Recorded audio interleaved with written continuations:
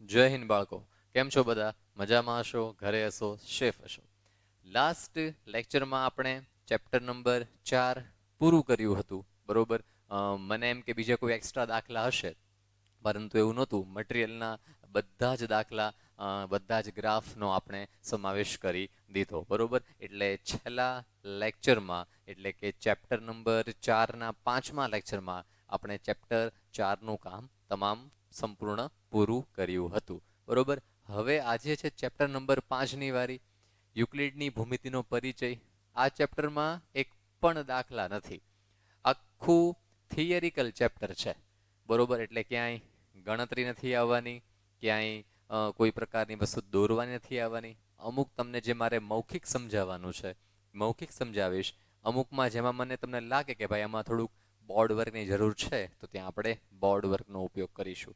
Otherwise આ ચેપ્ટરમાંથી 1 માર્કની વસ્તુ પૂછાશે હંમેશા. કદાચ 2 માર્કમાં 1 કે 2 વ્યાખ્યા પૂછાઈ શકે. એની સિવાય આ ચેપ્ટરમાંથી વિશેષ કશું આવવાનું નથી. એટલે આ ચેપ્ટરનું એક જ લેક્ચરનું કામ છે. આજે શરૂ થશે, આજે જ પૂરું થઈ જશે. બધી જ થિયરી આવવાની છે કે ભાઈ ભૂમિતિને અનુલક્ષીને કેટલી થિયરી છે એ આ ચેપ્ટરમાં આપણે અભ્યાસ કરવાની છે, બરોબર છે. તો ચેપ્ટર નંબર 5, યુક્લિડની ભૂમિતિનો પરિચય. યુક્લિડ કોણ હતા એ તમને બધાને પરિચય હશે જ તે, કે ગણિતની અંદર જેણે સૌથી વધારે પોતાનો ફાળો આપ્યો એ હતા યુક્લિડ, બરોબર. યુક્લિડ બહુ મહાન ગણિતશાસ્ત્રી હતા કે જેણે ભૂમિતિમાં, ગણિતની અંદર ભૂમિતિમાં સૌથી વધારે પોતાનો ફાળો આપ્યો. ઓલરાઈટ, ચાલો લેટ્સ સ્ટાર્ટ. હવે જુઓ, બહુ બધી અહીંયા માહિતીઓ આપી છે, બરોબર. આપણે એક પછી એક માહિતીઓ છે એનો અભ્યાસ કરતા જઈએ અને અભ્યાસ કરીને વસ્તુ જાણતા જઈએ કે શું કહેવા માંગે છે. તો સૌથી પહેલા છે ભૂમિતિને અંગ્રેજીમાં જીઓમેટ્રી કહેવામાં આવે. હવે આ બધાને ખબર છે કે ભૂમિતિને અંગ્રેજીમાં જીઓમેટ્રી કહેવામાં આવશે, બરોબર. હવે એમાં જીઓ એટલે પૃથ્વી અથવા જમીન, બરોબર, અને મેટ્રિયન એટલે કે માપ, બરોબર. તો પૃથ્વીનું માપ શોધવાની પદ્ધતિ એને કહેવાશે ભૂમિતિ, બરોબર. જીઓમેટ્રી, જીઓ એટલે પૃથ્વી, બરોબર, એટલે કે ધરતી આપણી, અને મેટ્રિયન એટલે કે માપ, બરોબર. તો પૃથ્વીનું જે માપ શોધવાની જે આખી પદ્ધતિ છે એને શું કહેવાશે? જીઓમેટ્રી અથવા ભૂમિતિ. ઓલરાઈટ. પછી છે ગ્રીક ગણિતશાસ્ત્રી થેલ્સ. હવે આ એક બની ગયો 1 માર્કનો એમસીક્યુ, કે થેલ્સ નામના ગણિતશાસ્ત્રી હતા, એને ભૂમિતિના પ્રણેતા અથવા ભૂમિતિના પિતા તરીકે ઓળખવામાં આવે, બરોબર. કે જેણે ભૂમિતિની શરૂઆત કરી હતી, ભૂમિતિની શોધ કરી હતી. જો થેલ્સને ભૂમિતિના પિતા તરીકે કહેવામાં આવશે, પરંતુ યુક્લિડે સૌથી વધારે ફાળો આપ્યો, બરોબર. એટલે આ કેવી કેવી વસ્તુ છે કે કંઈક કોઈક વૈજ્ઞાનિકે કંઈક શોધ કરી અને એના શોધ કરી એટલે એનું મુખ્ય નામ એનું આવ્યું, પરંતુ તેની અંદર બીજા કોઈક અન્ય વૈજ્ઞાનિકે મહત્તમ ફાળો આપ્યો, બરોબર. તો ભૂમિતિની જે શોધ કરી એ થેલ્સ છે, બરોબર. એટલે થેલ્સને ભૂમિતિના પિતા તરીકે ઓળખવામાં આવશે. અને જે યુક્લિડ છે એણે ભૂમિતિની અંદર પોતાનો સૌથી વધારે ફાળો આપ્યો, બરોબર. એટલા માટે એને યુક્લિડિયન ભૂમિતિ તરીકે ઓળખવામાં આવે છે. ચાલો, પછી છે સૌપ્રથમ ભૂમિતિ શબ્દનો પ્રયોગ તેણે કર્યો હતો, એટલે કે થેલ્સે સૌથી પહેલા ભૂમિતિ શબ્દ વિશે સમજ આપી હતી. થેલ્સના વિદ્યાર્થી પાયથાગોરસ હતા. પાયથાગોરસનો પ્રમેય આપણે ભણી ગયા છીએ, બરોબર. ચેપ્ટર નંબર 1ની અંદર પેલું વર્ગમૂળ 5, વર્ગમૂળ 3, વર્ગમૂળ 2 ને સંખ્યા રેખા પર દર્શાવતા, બરોબર. તો પાયથાગોરસનું સૂત્ર તમને કદાચ યાદ હશે તો હું લખું કે કર્ણનો વર્ગ બરાબર બંને બાજુના વર્ગનો સરવાળો, બંને બાજુ એટલે પાયોનો વર્ગ અથવા પાયાનો વર્ગ વત્તા વેધનો વર્ગ, બરોબર. તો આ સૂત્ર કોનું છે?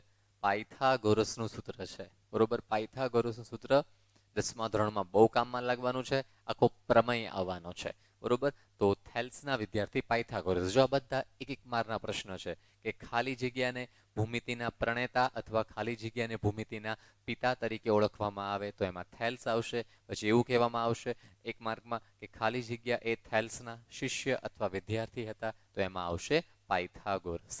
એમ પણ પૂછાઈ શકે કે પાયથાગોરસ છે એ ખાલી જગ્યાના શિષ્ય અથવા વિદ્યાર્થી હતા, તો એમાં જવાબ આવશે થેલ્સ, બરોબર. ચાલો, ઈસવીસન પૂર્વે 800 થી પૂર્વે 500ના ગાળામાં સુલબા સૂત્રનું સર્જન થયું. અને બોધાયન શુલ્બાસૂત્ર સૌથી પ્રાચીન છે, બરોબર. આ એક ગ્રંથ છે કે જેમાં ભૂમિતિનો પરિચય આપેલો છે, બરોબર. તો શુલ્બાસૂત્ર છે એક ભૂમિતિનો ગ્રંથ છે. તેની સાલ આપી છે ઈસવીસન પૂર્વે 800 થી 500 ના ગાળામાં, બરોબર. અને તે બોધાયન શુલ્બાસૂત્ર સૌથી પ્રાચીન છે, બરોબર.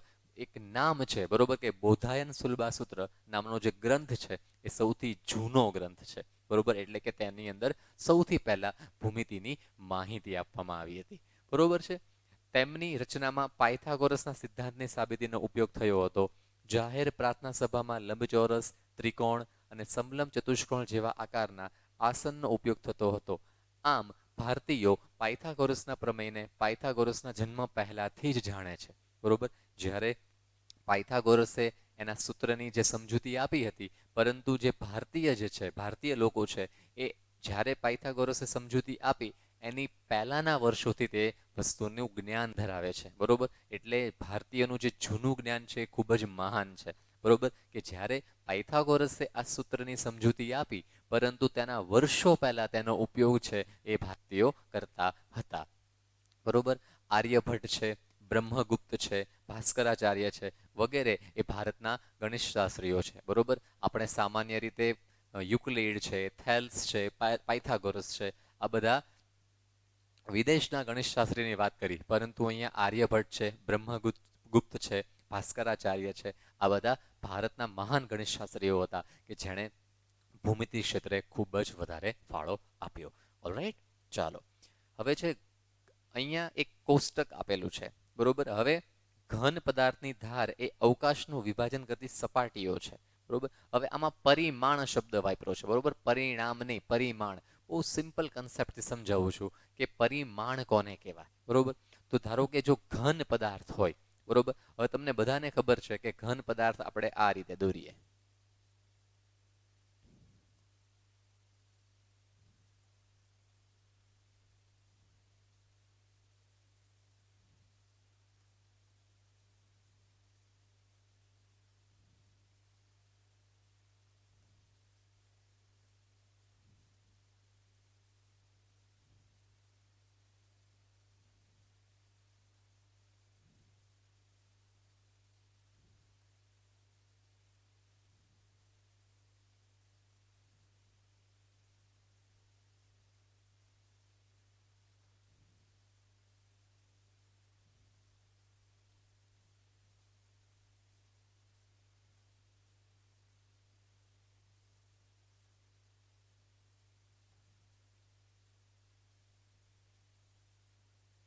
તો આ રીતે ઘન પદાર્થ છે, બરોબર. હવે ઘન પદાર્થ છે એને ત્રણ ધાર હોય છે, લંબાઈ, પહોળાઈ અને ઊંચાઈ, બરોબર. આ છે લંબાઈ, આ છે પહોળાઈ, આ છે ઊંચાઈ. તો ઘન પદાર્થને ત્રણ પરિમાણ હોય, બરોબર. તો એટલા માટે ઘન પદાર્થને ત્રણ પરિમાણ. સપાટી, સપાટી હું વાત કરું તો ફક્ત સપાટી આ થશે, આ થઈ ગઈ સપાટી, બરોબર. સપોઝ આ બોર્ડની વાત કરીએ તો સપાટીને ખાલી લંબાઈ અને પહોળાઈ એટલે કે બે પરિમાણ હોય છે. પછી છે રેખા, રેખા એટલે એક જ, તો રેખાને ખાલી લંબાઈ હોય છે એટલે એનું એક પરિમાણ. અને પછી છે બિંદુ, બિંદુને કોઈ પરિમાણ હોતું નથી, નથી લંબાઈ હોતી, નથી પહોળાઈ હોતી, નથી ઊંચાઈ હોતી. તો આ થઈ ગયા એક એક માર્કના પ્રશ્નો, બરોબર. કે ઘન જે છે, બરોબર, એ ઘનને ત્રણ પરિમાણ હોય છે, લંબાઈ, પહોળાઈ અને ઊંચાઈ. આપણે પેલો પાસો લઈ લઈએ અથવા ક્યુબ લઈ લઈએ, ક્યુબની જે રમત રમતા હોઈએ એ, બરોબર. કંપાસ બોક્સ લઈ શકીએ, ચોરસ એક બોક્સ લઈ શકીએ, ખાનું લઈ શકીએ. તો એ ઘન પદાર્થ છે એને ત્રણ પરિમાણ હોય, લંબાઈ, પહોળાઈ અને ઊંચાઈ. પછી છે સપાટી, સપાટી એટલે સમતલ સપાટી, સીધી સપાટી. સીધી સપાટીને લંબાઈ અને પહોળાઈ હોય છે, ઊંચાઈ હોતી નથી, બરોબર. અને રેખા, રેખા એટલે એક જ સમાંતર રેખા, તો રેખાને ખાલી લંબાઈ હોય છે, એમાં પહોળાઈ કે ઊંચાઈ હોતી નથી. અને પછી બિંદુ, બિંદુ એટલે ટપકું, બિંદુને કોઈ પણ પરિમાણ હોતું નથી, લંબાઈ પણ નથી હોતી, પહોળાઈ પણ નથી હોતી અને ઊંચાઈ પણ નથી હોતી, બરોબર. તો આ થઈ ગયું એનું પરિમાણ વિશે માહિતી, સિમ્પલ એક એક માર્કમાં પૂછાઈ શકે. કોઈ શક? ઓકે, ચાલો. તો આ હતું પહેલું પેજ. મટીરિયલમાં તમને પહેલા પેજ ને બધા જ પેજ આપેલા છે એટલે આમાં કઈ સ્ક્રીનશોટ લેવાની કે લખવાની જરૂર નથી, બરોબર. ઓકે, ચાલો. પછી થોડી ઘણી માહિતીઓ આપી છે કે ભાઈ યુક્લિડ છે એ ઇજિપ્તમાં એલેક્ઝાન્ડ્રિયા શાળામાં ગણિતના શિક્ષક હતા. આ યાદ રાખજો, એક માર્કમાં આવી શકે કે ભાઈ યુક્લિડ જે છે એ શું કરતા હતા, તો તે એલેક્ઝાન્ડ્રિયા ઇટાલીની સોરી ઇજિપ્તની અંદર એલેક્ઝાન્ડ્રિયાની એક શાળામાં શિક્ષક તરીકે કામ કરતા, બરોબર. તો એનું એક શહેર થઈ ગયું, બરોબર. ઇજિપ્ત છે એની અંદર એલેક્ઝાન્ડ્રિયા નામનું શહેર છે, એમાં એક ગણિતના શિક્ષક તરીકે કામ કરતા હતા. તેમણે પૂર્વધારણા અને અગાઉ સિદ્ધ કરેલા પરિણામોને આધારે તાર્કિક સાબિતી આપી અને ભૂમિતિનો વિકાસ કર્યો. તેમણે એલિમેન્ટ્સ નામનું પુસ્તક લખ્યું. આ બની ગયો એક માર્કનો આઈએમપી ક્વેશ્ચન કે યુક્લિડે જે પુસ્તક લખ્યું અથવા જે ગ્રંથ લખ્યો તેનું નામ શું હતું, તો તેનું નામ હતું એલિમેન્ટ્સ. ઇંગ્લિશમાં સ્પેલિંગ પણ ખાસ યાદ રાખજો, એલિમેન્ટ્સ, બરોબર. ઓકે, હવે તેમાં એલિમેન્ટ્સમાં એણે 13 પ્રકરણ લખ્યા હતા. તો જો આ પણ થઈ ગયો એક માર્કનો પ્રશ્ન, બરોબર, કે ભાઈ યુક્લિડના ગ્રંથનું નામ શું હતું, એલિમેન્ટ્સ. એલિમેન્ટ્સમાં કેટલા પ્રકરણ હતા, 13 પ્રકરણ હતા. અને પ્રથમ પ્રકરણમાં 23 વ્યાખ્યાઓ હતી. પ્રથમ પ્રકરણમાં કેટલી વ્યાખ્યાઓ હતી, 23 વ્યાખ્યાઓ. તો આટલા જે હું તમને હાઇલાઇટ કરીને બતાવું છું એ બધા એક માર્કના પ્રશ્નો છે, બરોબર. કે ભાઈ યુક્લિડ છે એ ઇજિપ્તની અંદર એલેક્ઝાન્ડ્રિયા શહેરમાં ગણિતના શિક્ષક હતા. તેમણે એક પુસ્તક લખ્યું, તેનું નામ એલિમેન્ટ્સ હતું. એલિમેન્ટ્સમાં ટોટલ 13 ચેપ્ટર હતા અને પહેલા ચેપ્ટરની અંદર એણે 23 વ્યાખ્યાઓ આપી હતી. તેમાંથી અમુક વ્યાખ્યાઓ છે એ નીચે મુજબ છે, બહુ સિમ્પલ વ્યાખ્યાઓ છે, આપણે એક પછી એક સમજીએ. પહેલું છે બિંદુને કોઈ ભાગ નથી. હમણાં સમજી ગયા આપણે કે બિંદુને કોઈ પરિમાણ હોતું નથી, લંબાઈ નથી હોતી, પહોળાઈ નથી હોતી અને ઊંચાઈ નથી હોતી, બરોબર. પછી છે રેખા એ પહોળાઈ વગરની લંબાઈ છે. હમણાં જ આપણે દોર્યું કે આ રેખા હું દોરું તો આ રેખા છે એ ફક્ત લંબાઈ ધરાવે છે, કોઈ પ્રકારની પહોળાઈ ધરાવતી નથી, બરોબર. તો આ બે થઈ ગયું. પછી છે રેખાને અંત્ય બિંદુઓ હોય છે, બરોબર. રેખા છે, હવે આપણે બધાને જ ખબર છે કે રેખા છે એ અસંખ્ય નાના નાના બિંદુઓથી બનેલી છે, બરોબર. આ રેખા છે એ અસંખ્ય નાના નાના બિંદુઓથી બનેલી છે. તો રેખાને શું હોય છે, અંત્ય બિંદુઓ હોય છે. પછી જે પોતાના પરના બિંદુઓની સાથે સમાન રીતે રહેલી હોય તેવી રેખા એક સીધી રેખા છે, બરોબર. ટૂંકમાં ધારો કે હું આ બધા બિંદુઓ લઉં અહીંયા, બરોબર. તો આ બધા જ બિંદુઓ છે, જો એને હું જોડી દઉં તો શું બની જાય છે, રેખા બની જાય છે. કે જે પોતાના પરના બિંદુઓની સાથે સમાન રીતે રહેલી હોય તે એક સીધી રેખા છે. જો આ બધા જ સરખા બિંદુઓને હું જોડી દઉં તો શું બની જાય છે, રેખા બની જાય છે. પછી છે પૃષ્ઠને માત્ર લંબાઈ ને પહોળાઈ હોય છે. પૃષ્ઠ એટલે સપાટી. આની પહેલાના સ્લાઇડમાં તમે જોયું કે પૃષ્ઠ એટલે કે સપાટી. સપાટીને શું હોય છે, લંબાઈ અને પહોળાઈ. ધારો કે આ હું દોરું છું એક, બરોબર. તો આ છે એ સપાટી થઈ ગઈ. તો એને લંબાઈ અને પહોળાઈ બે જ હોય છે, બરોબર. તો એની પછીનું પૃષ્ઠની ધાર રેખાઓ હોય છે. પૃષ્ઠની ધાર રેખા, જો આ ચારે ચાર, જો આ એક રેખા બની ગઈ, આ બીજી રેખા બની ગઈ, આ ત્રીજી રેખા બની ગઈ અને આ ચોથી રેખા બની ગઈ. તો કહેવાનો મતલબ શું છે કે પૃષ્ઠ જે છે સપાટી છે. ધારો કે આ બોર્ડની વાત કરી લ્યો, બરોબર. તો આ બોર્ડની ચારે ચાર બાજુઓ છે એ કેવી છે, રેખા છે, બરોબર. તો પૃષ્ઠની ધાર શું હોય છે, રેખાઓ હોય છે. છેલ્લું, જે સપાટી પોતાના પરની સીધી રેખાની સાથે એક સમાન રીતે રહેલ હોય તેવી સપાટી એ સમતલ છે. ફોર એક્ઝામ્પલ, જો આ જ વાત કરી લઈએ આપણે.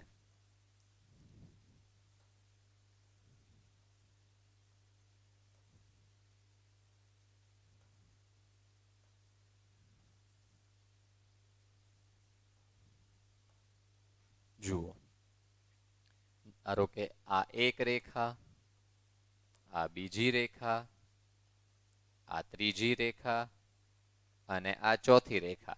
તો ચારેય રેખાઓ જે મળીને આ વચ્ચેનો જે ભાગ બનાવ્યો, આ ભાગ શું છે, એક પ્રકારનું સમતલ છે અથવા સપાટી છે, બરોબર. તો જે સપાટી પોતાની પરની સીધી રેખાઓની સાથે એક સમાન રીતે રહેલ હોય તેવી સપાટીને સમતલ કહે છે. ટૂંકમાં આ ચારેય રેખાઓ ભેગા થઈને શાની રચના કરી છે, સમતલની રચના કરી છે, બરોબર. સોરી, થોડીક ઉધરસ આવે છે, ઇગ્નોર કરજો, ઓકે. તો જે સપાટી પોતાની પરની સીધી રેખાઓની સાથે એક સમાન રીતે રહેલ હોય તેવી સપાટી છે એ સમતલ છે. હવે છે યુક્લિડના સ્વયં સિદ્ધ સત્યો. સ્વયંસિદ્ધ સત્યો કોને કહેવાય? જે હંમેશા સત્ય હોય, જેને સ્વીકારી લેવામાં આવશે. બરોબર, સ્વયંસિદ્ધ સત્યોની અંદર કોઈ પ્રકારની દલીલો કરવામાં આવતી નથી, તેની પર કોઈ શંકા કરવામાં આવતી નથી, તે હંમેશા સ્વીકારી લેવામાં આવે છે. તો એમાં સ્વયંસિદ્ધ સત્યોની અંદર નીચે મુજબ છે કે એક વસ્તુને સમાન હોય તેવી વસ્તુઓ એકબીજાને સમાન થાય. બરોબર, કઈ રીતે જો બતાવું.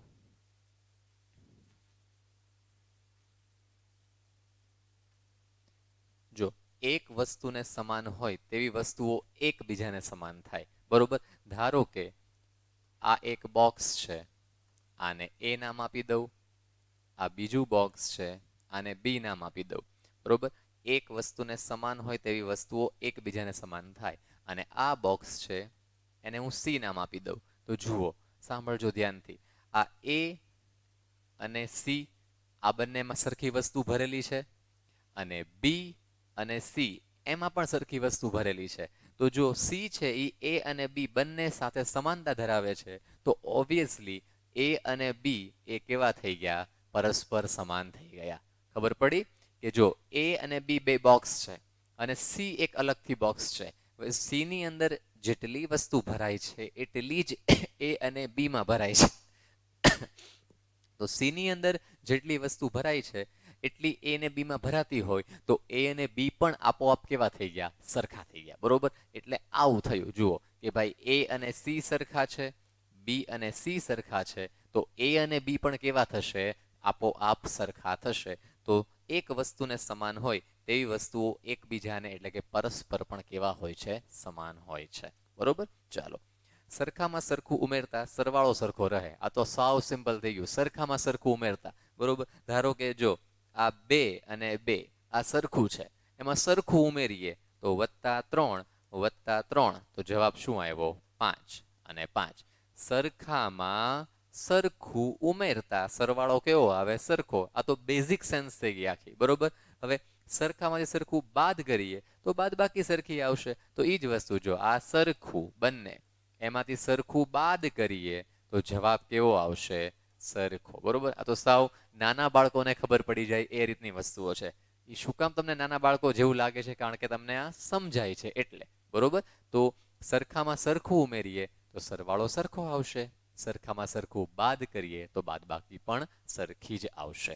બરોબર, એકબીજા ઉપર બંધ બેસતી વસ્તુઓ એકબીજાને સરખી થાય. બરોબર, ધારો કે એક બે સરખા બોક્સ લઈએ, એક બોક્સની ઉપર બીજું બોક્સ મૂકી દઈએ, તો બંને બોક્સ જો સરખા હોય તો એકબીજા ઉપર બંધ બેસતા થઈ ગયા. બરોબર, ધારો કે બે અ, બે ચપ્પલ લઈએ, બંને ચપ્પલના માપ સરખા હશે, તો એક ચપ્પલ ઉપર જો બીજું ચપ્પલ મૂકી દઈએ તો એ બંને કેવા થઈ ગયા? સરખા થઈ ગયા. બરોબર, કોઈ પણ તમે એક્ઝામ્પલ લઈ શકો. બરોબર, બે ગ્લાસ સરખા લ્યો, તો એક ગ્લાસ ઉપર બીજો ગ્લાસ મૂકો તો બંને એકબીજા ઉપર બંધ બેસતા થઈ ગયા. બરોબર, તો એકબીજા ઉપર બંધ બેસતી આવતી વસ્તુઓ એકબીજાને સરખી હોય છે. પછી આખું તેના ભાગ કરતા મોટું હોય છે. આખું તેના ભાગ કરતા. આ એક જો મસ્ત સમજાવું. ધારો કે મારી પાસે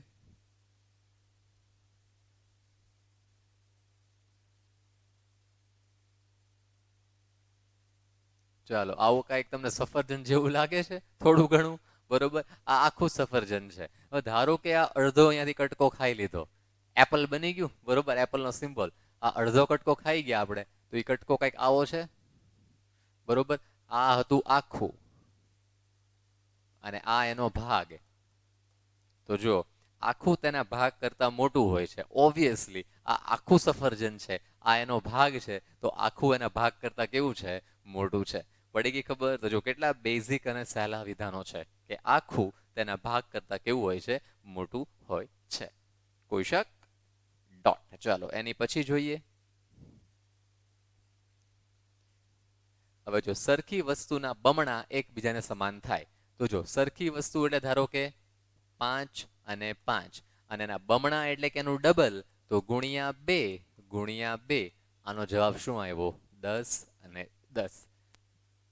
પેલું સરવાળા અને બાદબાકી જેવું જ થયું કે સરખી વસ્તુના સરવાળા સરખા થાય, સરખી વસ્તુની બાદબાકી પણ સરખી થાય, સરખી વસ્તુના બમણા સરખા થાય અને સરખી વસ્તુના અડધા પણ સરખા થાય. ધારો કે સરખી વસ્તુ 10 અને 10, એનું અડધું એટલે /2 તો જવાબ આવશે આનો 5 અને આનો પણ શું આવશે 5. તો જો ચારેય વસ્તુ યાદ રહી જાય કે સરખી વસ્તુમાં સરખી વસ્તુ ઉમેરીએ તો સરવાળો સરખો થાય, સરખી વસ્તુમાં સરખી વસ્તુ બાદ કરીએ તો બાદબાકી સરખી થાય, સરખી વસ્તુનું બમણું કરીએ તો ગુણાકાર સરખો થાય અને સરખી વસ્તુનું અડધું કરીએ તો ભાગાકાર સરખો થાય. થઈ ગયું, સાવ સિમ્પલ વસ્તુ છે, બરોબર. ઓકે, ચાલો હવે યુક્લિડની પૂર્વધારણાઓ છે. હવે સ્વયંસિદ્ધ સત્યો અને પૂર્વધારણા, આમાં ફરક શું? પહેલી વસ્તુ એ કે એ બંને સાચા જ હોય, બરોબર. સ્વયંસિદ્ધ સત્યો છે અથવા પૂર્વધારણા છે એમાં ક્યારેય કોઈ શંકા અથવા દલીલ કરી શકાય નહીં, એ બંને સાચા જ છે. તો હવે બંનેમાં ફરક શું? તો સ્વયંસિદ્ધ સત્યો છે એ બધા જ માટે લાગુ પડે, સમગ્ર બ્રહ્માંડ માટે લાગુ પડે, પરંતુ જે પૂર્વધારણા છે એ ફક્ત ભૂમિતિ માટે લાગુ પડે, બરોબર. યાદ રાખજો, સ્વયંસિદ્ધ સત્યો છે એ સંપૂર્ણ મેથેમેટિક્સ, આખું ગણિત છે એની માટે લાગુ પડશે, અને પૂર્વધારણા છે એ ફક્ત ભૂમિતિ માટે લાગુ પડે, બરોબર. આ હમણાં આપણે જોયું કે સરખામાં સરખું ઉમેરતા સરવાળો સરખો થાય, તો એ બધા માટે લાગુ પડશે, આપણા રોજબરોજના જીવન માટે પણ લાગુ પડશે, બીજ ગણિત, અંક ગણિત, કોઈ પણ માટે લાગુ પડે. પરંતુ જો હું કોઈ રેખાની વાત કરું તો, કોઈ કિરણની વાત કરું તો, કોઈ રેખાખંડની વાત કરું તો, કોઈ ત્રિકોણની વાત કરું તો આ બધી વસ્તુઓ ફક્ત ભૂમિતિ માટે લાગુ પડે, બરોબર. તો સ્વયંસિદ્ધ સત્યો છે એ આખા સમગ્ર મેથેમેટિક્સ એટલે કે ગણિત માટે લાગુ પડશે, જ્યારે પૂર્વધારણા છે એ ફક્ત અને ફક્ત ભૂમિતિ માટે લાગુ પડશે, બરોબર છે. બંને સાચા, તો કોઈ ખોટું નથી, એને સ્વીકારી જ લેવાનું છે આપણે. તો હવે આપણે પૂર્વધારણાઓ જોઈએ. તો જો એક બિંદુમાંથી બીજા બિંદુમાં થઈને પસાર થતી સીધી રેખા દોરી શકાય, અર્થાત આપેલા બે ભિન્ન બિંદુમાંથી પસાર થતી અનન્ય, અનન્ય એટલે એક અને માત્ર એક, બરોબર. બહુ સિમ્પલ રીતે સમજાવું, જુઓ.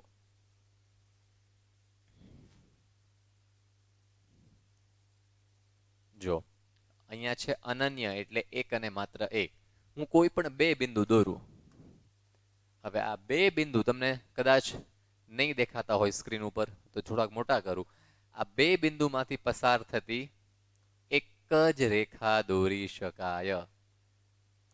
લ્યો, આની સિવાય બીજી કોઈ રેખા દોરી શકાય નહીં. તો કહેવાનો મિનિંગ શું થયો કે રેખા દોરવા માટે ઓછામાં ઓછા કેટલા બિંદુ જોઈએ? બે બિંદુ જોઈએ. અને પાછા બે બિંદુ છે, બરોબર, એ હંમેશા એક જ લાઈનમાં આવવા પડે. એક જ લાઈનમાં આવશે તો જ એ રેખા તરીકે ગણી શકાય, બરોબર. તો એક બિંદુમાંથી થઈને બીજા બિંદુમાંથી પસાર થતી એક સીધી રેખા દોરી શકાય, બરોબર. આ બે બિંદુ હતા, એમાંથી પસાર થતી તમને કેટલી રેખા દેખાય છે? એક. આની સિવાય બીજી રેખા પોસિબલ થાય? નો થાય. તો જો બે બિંદુ આપેલા હોય તો તેમાંથી ફરજિયાત એક અને માત્ર એક એટલે કે અનન્ય રેખા પસાર થાય છે. Alright, okay.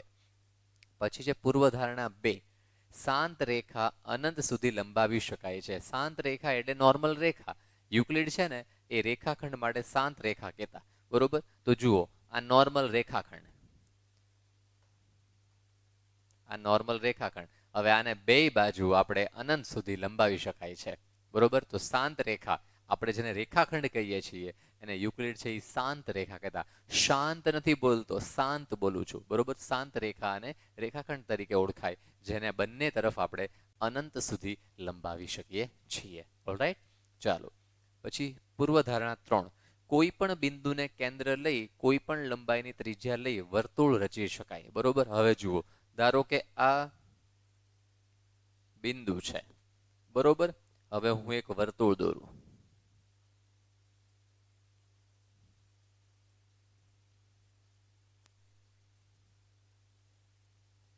ચાલો, તો જુઓ, આ થઈ ગયું એક વર્તુળ, બરોબર. હવે આ એનું કેન્દ્ર, નામ આપી દઉં O, અને આ એની શું થઈ ગઈ? ત્રિજ્યા, બરોબર. સમજજો ધ્યાનથી.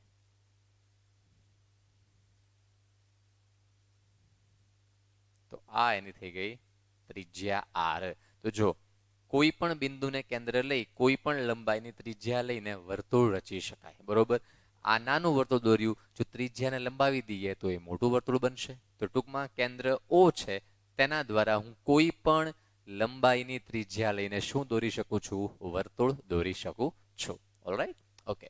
પછી છે બધા જ કાટખૂણા એક બીજાને સરખા થાય. હવે કાટખૂણા એટલે 90 અંશનો ખૂણો. હું એક કાટખૂણો દોરું, 2 દોરું, 5 દોરું કે 10 દોરું, જેટલા કાટખૂણા દોરું એ બધા જ કાટખૂણા કેટલા અંશના હોવાના છે?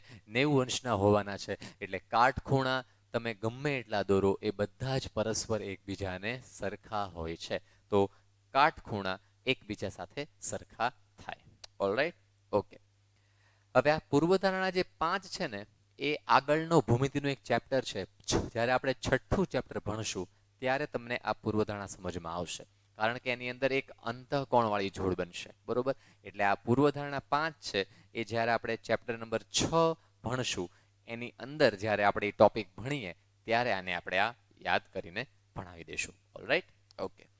પછી છે બે પરસ્પર છેદતી રેખાની બંને રેખા એક સાથે આપેલ રેખાને સમાંતર હોઈ શકે નહીં. બરોબર, જો આ રીતે બે પરસ્પર છેદતી રેખા, તો એક રેખા થઈ આ અને બીજી રેખા થઈ આ. જો આ બે રેખા પરસ્પર છેદે છે.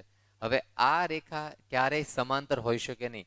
બે પરસ્પર છેદતી રેખાની બંને એક સાથે આપેલ રેખાને સમાંતર હોઈ શકે નહીં.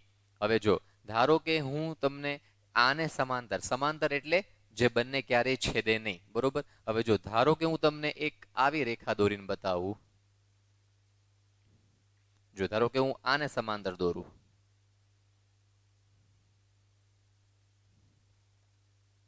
તો જો આને હું L નામ આપું, આને M નામ આપું અને આને N નામ આપું. તો જો L અને N સમાંતર થઈ ગઈ, પરંતુ M અને N સમાંતર થઈ શકી નહીં, કારણ કે એ તો બંને અહીંયા છેદી ગઈ. હવે ધારો કે હું આને સમાંતર દોરું, M ને,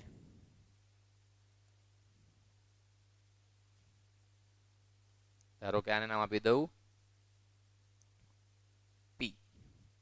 તો જો મેં M ને સમાંતર P દોરી તો એ L ને છેદી ગઈ. તો કહેવાનો મતલબ શું થયો કે જો બે છેદતી રેખા હોય તો એ બંનેને સાથે સમાંતર થાય એવી હું એક પણ રેખા દોરી શકું નહીં. જો એકને સમાંતર દોરવા જાવ તો એ બીજીને છેદી જશે, અને જો બીજીને સમાંતર દોરવા જાવ તો એ પહેલીને છેદી જશે. જો મેં અહીંયા L ને સમાંતર N દોરવાનો પ્રયત્ન કર્યો તો એ M ને છેદી ગઈ, અને જો મેં M ને સમાંતર P દોરવાનો પ્રયત્ન કર્યો તો એ L ને છેદી ગઈ અહીંયા. બરોબર? એટલે જો બે છેદતી રેખા હોય તો એ બંનેને સાથે સમાંતર થાય એવી કોઈ રેખા આપણે દોરી શકતા નથી. કોઈ શક? ડોટ. ચાલો તો આગળ વધીએ. હવે પ્રમેય 5.1. બરોબર? બે ભિન્ન રેખામાંથી એકથી વધુ સામાન્ય બિંદુ હોઈ શકે નહીં. બરોબર? હવે જુઓ આ રીતે મેં હમણાં દોર્યું એ આપણે બે ભિન્ન રેખા દોરીએ. આ પહેલી અને આ બીજી, અને આ બંને અહીંયા છેદે છે, ધારો કે O બિંદુમાં. તો જો બે ભિન્ન રેખાઓ એકબીજાથી વધુ સામાન્ય, એકથી વધુ સામાન્ય બિંદુ ન હોઈ શકે. તો આ ધારો કે રેખા L અને આ રેખા M, તો બંનેમાં સામાન્ય બિંદુ કયું છે? O. બરોબર? એ બંને એક જ બિંદુમાં છેદશે. બે ભિન્ન રેખાઓ એકથી વધારે બિંદુમાં છેદી શકે નહીં, જે તમને બોર્ડ ઉપર દોરેલી આકૃતિમાં દેખાઈ રહ્યું છે. બરોબર? પછી યુક્લિડની 5મી પૂર્વધારણાને સમકક્ષ વિધાનો, જેમાં સૌથી પહેલા છે પ્લેફેરની પૂર્વધારણા. હવે 5મી પૂર્વધારણા છે એ આપણે એની પછી સ્કીપ કરેલી છે. બરોબર? એટલે 5મી પૂર્વધારણાની અનુલક્ષીને જે આ પ્લેફેરની પૂર્વધારણા છે એ પણ આપણે ચેપ્ટર નંબર 6 જ્યારે ભણશું ત્યારે એનો અભ્યાસ કરીશું. બરોબર? કારણ કે આ પ્લેફેરની પૂર્વધારણા કોના પર ડિપેન્ડેબલ છે? પૂર્વધારણા 5 ઉપર. અને પૂર્વધારણા 5 કોના પર ડિપેન્ડ છે? આની પછીના ચેપ્ટર પર. એટલે જ્યારે એ ચેપ્ટરનો અભ્યાસ કરશું ત્યારે પૂર્વધારણા 5 અને આ પ્લેફેરની પૂર્વધારણાનો આપણે અભ્યાસ કરીશું. ઓલરાઈટ, ચાલો. હવે છે અયુક્લિડ ભૂમિતિ અથવા નોન યુક્લિડિયન ભૂમિતિ. હવે જુઓ આ શું છે? બરોબર? પહેલા લોકોને એવું લાગતું કે ભાઈ જેટલી કાંઈ પણ ભૂમિતિ છે એ બધી યુક્લિડની જ ભૂમિતિ છે, તો એટલા માટે એને યુક્લિડિયન ભૂમિતિ કહેવાતી, યુક્લિડિયન જીઓમેટ્રી. પરંતુ અમુક બીજા ગણિતશાસ્ત્રીઓ હતા, એણે પણ ભૂમિતિમાં પોતાનો ફાળો આપ્યો હતો. પણ યુક્લિડનો એટલો બધો ફાળો હતો અથવા યુક્લિડની એટલી બધી શોધો હતી કે આખી ભૂમિતિ જ યુક્લિડના નામે ઓળખાતી. પરંતુ થોડા સમય જેમ જેમ સમય આગળ વધતો ગયો તેમ ખ્યાલ પડ્યો કે ભાઈ અન્ય ગણેશશાસ્ત્રીઓ હતા, એણે પણ પોતાનો ફાળો ભૂમિતિની અંદર આપેલો છે. એટલે જે યુક્લિડની ભૂમિતિ નથી, યુક્લિડ સિવાયની ભૂમિતિ છે કે જે અન્ય ગણેશશાસ્ત્રીઓએ શોધી છે, તે ભૂમિતિને નોન યુક્લિડિયન ભૂમિતિ તરીકે ઓળખવામાં આવ્યું. બરોબર, જે ભૂમિતિ યુક્લિડે શોધી છે મોટા ભાગની, એને યુક્લિડિયન ભૂમિતિ, અને જે ભૂમિતિ યુક્લિડે નથી શોધી, એની સિવાયના લોકોએ શોધી છે, એને નામ આપવામાં આવ્યું નોન યુક્લિડિયન ભૂમિતિ, જેને ગોલીય ભૂમિતિ તરીકે પણ ઓળખાય. શું તરીકે ઓળખાય? ગોલીય ભૂમિતિ. જો આ યાદ રાખજો, આ એક માર્કનો પ્રશ્ન બની ગયો કે જે ભૂમિતિ યુક્લિડે શોધી નથી તે ભૂમિતિને ખાલી જગ્યા તરીકે ઓળખાય છે. તો જો ઓપ્શનમાં તમને ગોલીય ભૂમિતિ આપ્યું હોય તો તમને એ યાદ રાખવું પડશે. બંને નહીં આપ્યું હોય, કા નોન યુક્લિડિયન આપ્યું હશે કા ગોલીય આપ્યું હશે, બંને સાથે આપ્યું હશે નહીં. જો નોન યુક્લિડિયન આપ્યું હોય તો એ લખવાનું, અને જો ગોલીય આપ્યું હોય તો એ લખવાનું. બરોબર, તો આ રીતનું છે. બરોબર, આ યાદ રાખજો. હવે નીચે આપેલા પદોની વ્યાખ્યા આપો. શું તેના માટે કોઈ એવા પદ છે જેને વ્યાખ્યાયિત કરવાની જરૂર છે? તે કયા છે નક્કી કરો. હવે પદ છે ને એના બે પ્રકાર પડે, એક વ્યાખ્યાયિત પદ અને એક અવ્યાખ્યાયિત પદ. જેની વ્યાખ્યા આપી શકાય તેને કહેવાશે વ્યાખ્યાયિત પદ, અને જેની વ્યાખ્યા ન આપી શકાય તેને કહેવાય અવ્યાખ્યાયિત પદ. બરોબર, યાદ રાખજો, આ બે પદના પ્રકાર પડશે. બરોબર, બિંદુ છે, બિંદુની વ્યાખ્યા ન આપી શકાય તો બિંદુ છે એ અવ્યાખ્યાયિત પદ છે. બિંદુ સમજી લેવાનું છે, આમ ટપકું કરીએ બરોબર તો એ બિંદુ થઈ ગયું. તો બિંદુની વ્યાખ્યા આપી ન શકાય તો બિંદુ અવ્યાખ્યાયિત પદ થઈ ગયું. પરંતુ રેખાખંડ છે, રેખાખંડની વ્યાખ્યા આપી શકાય. બરોબર, કે ચોક્કસ બિંદુઓના સમૂહને, જે અંત્ય બિંદુઓ ધરાવે તેના સમૂહને રેખાખંડ કહે છે. તો એ વ્યાખ્યાયિત પદ થઈ ગયું. બરોબર, તો સમાંતર રેખા, જો આ બધી જ વસ્તુ તમને હું સમજાવતો જાઉં છું. બરોબર, સમાંતર રેખા કોને કહેવાય? તો જે બે રેખાઓ પરસ્પર ક્યારેય છેદે નહીં તેને કહેવાય સમાંતર રેખા. ફોર એક્ઝામ્પલ જુઓ, ધારો કે આ રેખા L અને આ રેખા M. તો જુઓ, આ L અને M રેખા ક્યારેય પરસ્પર છેદશે નહીં. તો આવી જે રેખા છે એને શું કહેવાય? સમાંતર રેખાઓ કહેવાય. કે જે રેખાઓ પરસ્પર ક્યારેય છેદે નહીં તેને શું કહેવાય? સમાંતર રેખાઓ. બરોબર, તેની વચ્ચે એક પણ બિંદુ સામાન્ય ન હોય. પછી છે લંબ રેખાઓ. લંબ રેખા એટલે કે જે 90 નો ખૂણો બનાવશે. યાદ રાખજો, લંબ શબ્દ આવે એટલે 90. બરોબર, તો જો એની મારે આકૃતિ દોરવી હોય તો જો હું આમાં તમને બતાવી શકું, આની અંદર જ તે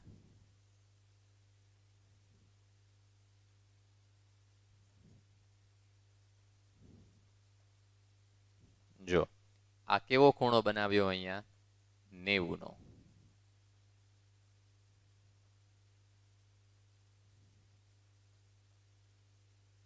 તો જો આ 90 નો ખૂણો બનાવ્યો તો એ શું થઈ ગઈ? લંબ રેખાઓ. તો જે બે રેખાઓ પરસ્પર 90 ના ખૂણે અથવા 90 અંશના ખૂણે અથવા કાટ ખૂણે છેદે તો તેવી રેખાને શું કહેવાય છે? લંબ રેખાઓ કહે છે. બરોબર, જે રેખાઓ પરસ્પર કાટ ખૂણે અથવા 90 અંશના ખૂણે છેદે તેવી રેખાને લંબ રેખા તરીકે ઓળખવામાં આવે છે. Alright, okay. પછી છે રેખાખંડ, જેની વાત આપણે હમણાં જ કરી. બરોબર, આ છે રેખાખંડ. બરોબર, તો અસંખ્ય બિંદુઓ છે અથવા ચોક્કસ બિંદુઓ છે. બરોબર, ચોક્કસ બિંદુઓ કે જેને અંત્ય બિંદુ આવેલા હોય, અથવા એવી રેખા કે જેના અંત્ય બિંદુઓ આવેલા હોય. અંત્ય બિંદુ એટલે કે ત્યાં તેનો અંત આવી જાય, એ બંને અનંત સુધી લંબાયેલા હોય નહીં. બરોબર, એવી રેખા કે જેનો અંત આવી જાય, તેને બંને અંત્ય બિંદુ હોય, તેને શું કહેવાય છે? રેખાખંડ તરીકે ઓળખવામાં આવે છે. પછી છે વર્તુળની ત્રિજ્યા. હવે વર્તુળની ત્રિજ્યા લગભગ તો બધાને જ ખબર હશે, એ તો મારે કહેવાની જરૂર નથી. બરોબર, ધારો કે હું એક વર્તુળ દોરું, હમણાં જ દોર્યું આપણે. બરોબર, આ છે આપણું વર્તુળ. તો આ એનું કેન્દ્ર. તો કેન્દ્રથી આ જે મેં દોર્યું આને શું કહેવાય? વર્તુળની ત્રિજ્યા R કહે છે. બરોબર, તો જો વ્યાખ્યા બનાવી હોય તો આપણે એવી બનાવી શકીએ કે જે રેખાખંડનું એક બિંદુ કેન્દ્ર હોય, એક અંત્ય બિંદુ કેન્દ્ર હોય અને બીજું અંત્ય બિંદુ વર્તુળ પર આવેલું હોય તો તેને શું કહે છે? વર્તુળની ત્રિજ્યા કહે છે. બરોબર, ફરીવાર બોલું છું કે જે રેખાખંડનું એક અંત્ય બિંદુ વર્તુળનું કેન્દ્ર હોય, કેન્દ્રને આપણે ઓ નામ આપી દઈએ, અને બીજું અંત્ય બિંદુ વર્તુળની ઉપર આવેલું હોય તો તેવા રેખાખંડને વર્તુળની ત્રિજ્યા તરીકે ઓળખવામાં આવે છે. બરોબર, અને છેલ્લું ચોરસ. ચોરસ પણ લગભગ બધાને ખબર હશે. ચોરસમાં તો મારે વિશેષ કઈ કહેવાની જરૂર છે નહીં. તો આ શું થઈ ગયું? ચોરસ, કે જેની ચારેય બાજુ કેવી હોય? સરખી હોય, અને ચારેય ખૂણા પણ કેવા હોય? કાટખૂણા હોય. આ મેં બ્રિજ કોર્સમાં સમજાવ્યું હતું. બરોબર, કે એવો ચતુષ્કોણ કે જેની ચારેય બાજુ પણ સરખી હોય, ચારેય ખૂણા પણ સરખા હોય, એટલે કે ખૂણા કાટખૂણા હોય, તેવા પ્રકારના ચતુષ્કોણને શું કહે છે? ચોરસ તરીકે ઓળખવામાં આવે છે.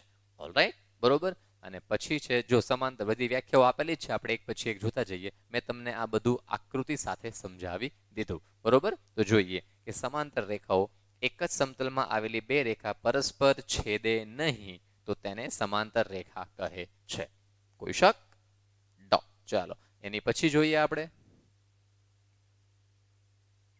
જો લંબ રેખાઓ, જે બે રેખાઓ પરસ્પર કાટખૂણે છેદે તેને શું કહેવાય છે? લંબ રેખા કહે છે. હમણાં આપણે આકૃતિ દોરીને જોઈ લીધું.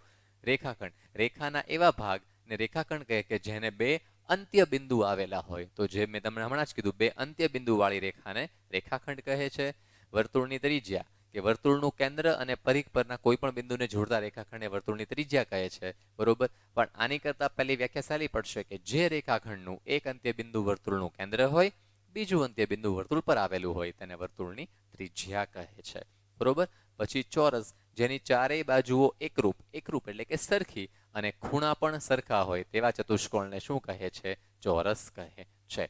અહીં રેખા, સમતલ, કાટખૂણો, વર્તુળનું કેન્દ્ર, પરિઘ, ચતુષ્કોણ જેવા પદો છે જેને વ્યાખ્યાયિત કરવાની જરૂર નથી. બરોબર, તો ટૂંકમાં જેની વ્યાખ્યા આપી શકાય તેને વ્યાખ્યાયિત પદો કહે છે. જેની વ્યાખ્યા ન આપી શકાય તેને અવ્યાખ્યાયિત પદો કહે છે. બરોબર છે?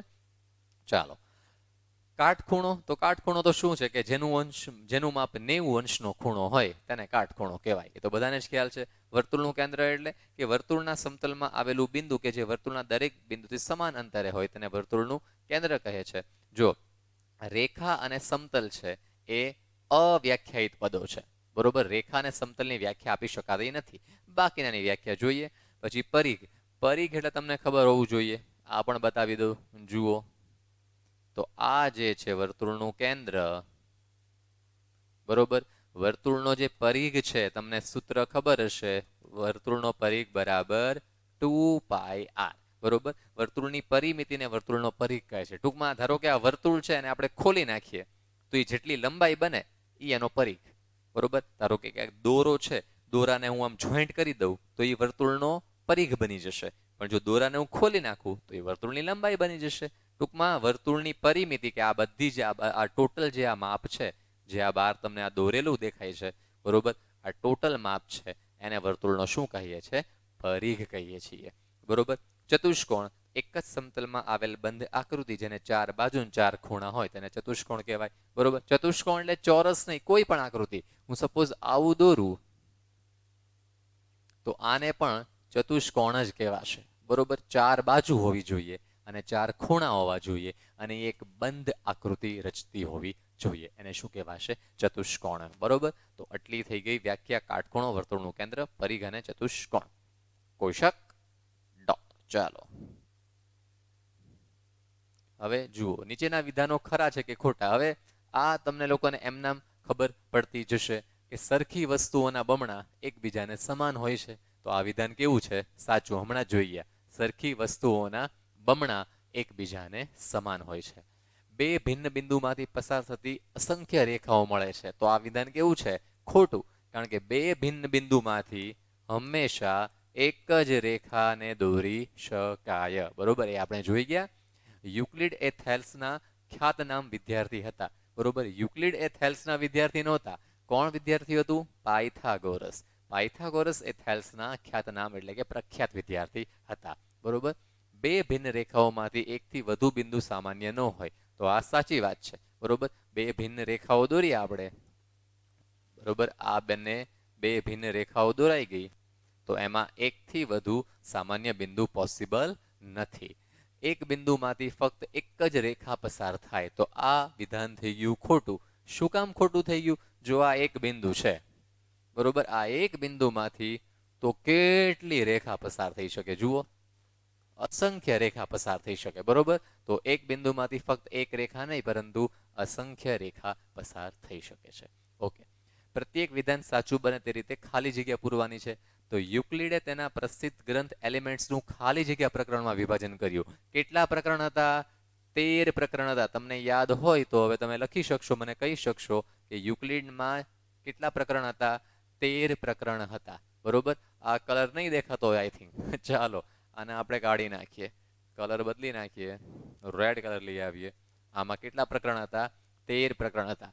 યુક્લિડ એ કયા દેશના વતની હતા? બરોબર, તો ઇજિપ્તના એલેક્ઝાન્ડ્રિયા. બરોબર, અહીંયા લખતો નથી. બરોબર, ઇજિપ્તના એલેક્ઝાન્ડ્રિયાના. સૌપ્રથમ જ્ઞાત સાબિતી આપનાર ગણિતશાસ્ત્રી કોણ હતા? તો થેલ્સ આવશે. બરોબર, સૌપ્રથમ જ્ઞાત સાબિતી થેલ્સ નામના ગણિતશાસ્ત્રીએ આપી હતી. પછી પ્રાચીન ભારતમાં લંબચોરસ, ત્રિકોણ અને સમલંબ સંયોજનથી બનતી વેદીઓનો ઉપયોગ શેની માટે થતો હતો? તો જાહેર પૂજા સ્થળો માટે થતો હતો. બરોબર, પ્રાચીન ભારતમાં લંબચોરસ, ત્રિકોણ અને સમલંબના સંયોજનથી બનતી વેદીઓનો ઉપયોગ જાહેર પૂજા સ્થળોએ થતો હતો. પછી પ્રાચીન ભારતમાં ગૃહસ્થ કર્મકાંડ માટે ખાલી જગ્યા વેદીનો ઉપયોગ થતો હતો. તો એમાં ગોળાકાર, ત્રિકોણ એ વગેરે આવશે. બરોબર, કે પ્રાચીન ભારતમાં ગૃહસ્થ કર્મકાંડ માટે ગોળાકાર અને ત્રિકોણ વેદીઓનો ઉપયોગ થતો હતો. પછી છે આપેલા બે ભિન્ન બિંદુમાંથી પસાર થતી ખાલી જગ્યા રેખા હોય છે. તો આપેલા બે ભિન્ન બિંદુ હોય એમાંથી એક જ રેખા હંમેશા પસાર થાય. તો અહીંયા શું આવશે? એક જ રેખા પસાર થશે. બરોબર, અહીંયા લખશું આપણે થેલ્સ. બરોબર, પછી અહીંયા વેદીનો ઉપયોગ છે એ પૂજા સ્થળ માટે. અહીંયા આવશે પૂજા સ્થળ માટે. બરોબર, પ્રાચીન ભારતમાં ગૃહકાંડ માટે ગોળાઈ અને ત્રિકોણ, ત્રિકોણની સિમ્બોલ કરી નાખ્યું. બરોબર, આપેલા બે ભિન્ન બિંદુમાંથી પસાર થતી હંમેશા એક જ રેખા હોય છે. પછી પૃષ્ઠની ધાર. બરોબર, પૃષ્ઠની ધાર હંમેશા શું હોય છે? રેખા હોય છે. જે પૃષ્ઠ હોય એટલે કે સપાટી, એની ધાર હંમેશા રેખા હોય છે. પછી ઘન સમતલ રેખા બિંદુ સુધી ચરણમાં શું થાય છે? ઘટતું જાય છે, ઘટાડો થાય. ઘનની અંદર 3 પરિમાણ હોય, સમતલમાં 2 પરિમાણ હોય, રેખામાં 1 પરિમાણ હોય, બિંદુમાં 1 પણ પરિમાણ ન હોય. તો જેમ જેમ ઘનથી સમતલ, સમતલથી રેખા, રેખાથી બિંદુ સુધી આગળ વધીએ તેમ તેના પરિમાણમાં ઘટાડો થાય છે. એલિમેન્ટ્સના પુસ્તક 1માં કેટલી વ્યાખ્યાઓ હતી? તો એમાં કેટલી હતી? 23 વ્યાખ્યા હતી. ચેપ્ટર 13 હતા અને પહેલા પ્રકરણમાં 23 વ્યાખ્યાઓ હતી. ઘન પદાર્થને ખાલી જગ્યા હોય છે. તો ઘન પદાર્થને શું હોય છે? લંબાઈ, પહોળાઈ અને ઊંચાઈ હોય છે. બરોબર, સ્થાન હોય છે, પછી તેનું પરિમાણ હોય છે. ટૂંકમાં ઘન પદાર્થને લંબાઈ, પહોળાઈ અને ઊંચાઈ તરીકે લેવામાં આવે છે. યુક્લિડે રેખાખંડ માટે કયા શબ્દનો ઉપયોગ કર્યો? તો યુક્લિડ રેખાખંડ માટે શાંત રેખા એવો શબ્દ વાપરતા. બરોબર, યુક્લિડ છે એ રેખાખંડ માટે શાંત રેખા નામનો શબ્દ વાપરતા હતા. રેખા એ ખાલી જગ્યા વગરની લંબાઈ છે. તો રેખા છે એ પહોળાઈ વગરની લંબાઈ છે. રેખાને પહોળાઈ હોતી નથી. શ્રીયંત્ર એ અંદરો અંદર ગૂંથાયેલા 9 સમદ્વી બાજુ ત્રિકોણ. જો આ બધા શબ્દો યાદ રાખજો, આ બધું જ પૂછાશે. સમદ્વી બાજુ એટલે કે જેની બે બાજુ સરખી હોય. તો શ્રીયંત્ર, શ્રીયંત્ર લગભગ બધાએ પોતાના મંદિરમાં જોયું હશે. બરોબર, પેલું ત્રિકોણ ને ચોરસ ને એવું મિક્સ બધું આવે છે. બરોબર, તો શ્રીયંત્ર એ અંદરો અંદર ગૂંથાયેલા 9 સમદ્વી બાજુ ત્રિકોણનું સંયોજન છે. કોઈ શક? ડોટ. ચાલો આગળ જોઈએ આપણે. સિંધુ ખીણની સંસ્કૃતિમાં વપરાતી ઈંટોમાં લંબાઈ, પહોળાઈ અને જાડાઈનો ગુણોત્તર એ 4:2:1 હતો. આ બધી જ વસ્તુઓ યાદ રાખી લેવાની છે, એક એક માર્કમાં આવશે. બરોબર, પછી જે વિધાન સાબિત કરવામાં આવે તેને પ્રમેય તરીકે ઓળખવામાં આવે, જે આપણે 9મા ધોરણમાં ભૂમિતિમાં અભ્યાસ કરશું આગળના પ્રકરણોની અંદર. બરોબર, પ્રાચીન ભારતમાં ભૌમિતિક રચના માટેનો મહત્વપૂર્ણ ગ્રંથ કયો હતો? સુલબા સૂત્ર. હમણાં જ જોઈ ગયા આપણે. શું હતો? સુલબા સૂત્ર નામનો મહત્વનો ગ્રંથ હતો.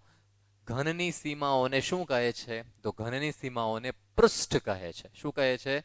પૃષ્ઠ. ઘનની સીમાઓને પૃષ્ઠ કહે છે. અને પૃષ્ઠને માત્ર શું હોય છે? તો તો પૃષ્ઠને માત્ર લંબાઈ અને પહોળાઈ એલ અને બી, પૃષ્ઠ એટલે સપાટી, સપાટીને માત્ર લંબાઈ અને પહોળાઈ હોય છે. બરોબર. પછી નીચેના પ્રશ્નનો જવાબ આપીએ તો થેલ્સ કયા દેશના વતની હતા? તો થેલ્સ છે એ ગ્રીસ દેશના વતની હતા. યુક્લિડ હતા એ ઇજિપ્તના અલેક્ઝાન્ડ્રિયા અને આ થેલ્સ છે એ ગ્રીસ દેશના વતની હતા. બિંદુને કેટલા પરિમાણ હોય છે? તો બિંદુને 0 પરિમાણ હોય છે. ઘનને કેટલા પરિમાણ હોય છે? ઘનને 3 પરિમાણ હોય છે, લંબાઈ, પહોળાઈ અને ઊંચાઈ. શ્રીયંત્રમાં કેટલા ઉપત્રિકોણ બને છે? શ્રીયંત્રમાં 43 ઉપત્રિકોણ બને છે. યાદ રાખજો ખાસ કરીને. સમતલને કેટલા પરિમાણ હોય છે? સમતલને 2 પરિમાણ હોય છે, લંબાઈ અને પહોળાઈ. અને રેખાને કેટલા પરિમાણ હોય છે? રેખાને એક જ પરિમાણ હોય છે, ફક્ત લંબાઈ. બરોબર. તો આટલા પ્રશ્નો હતા, મેં તમને બધા જ સોલ્વ કરાવી નાખ્યા. બરોબર છે. તો બાળકો, તો આ હતું આપણું ચેપ્ટર નંબર 5, યુક્લિડની ભૂમિતિનો પરિચય, જેમાં એક પણ દાખલો તમારે ગણવાનો નથી, લગભગ લખવાનું પણ નહીં આવે. જે કાંઈ પણ બધી વસ્તુ આવશે એ યાદ રાખવાની આવશે. આ યાદ રાખેલી વસ્તુઓ તમને લગભગ મોસ્ટ પ્રોબેબલી સેક્શન નંબર એમાં 1 માર્કમાં પૂછાય. કદાચ સેક્શન બીમાં કદાચ કોઈ પૂછાય તો 2 વ્યાખ્યા પૂછાય. 2 માર્કમાં 1 માર્કની 2 વ્યાખ્યા પૂછાઈ શકે. બરોબર છે બાળકો? તો બસ આ લેક્ચરમાં આટલું રાખીએ. મળીએ આપણે નેક્સ્ટ લેક્ચરમાં. ત્યાં સુધી જય હિન્દ.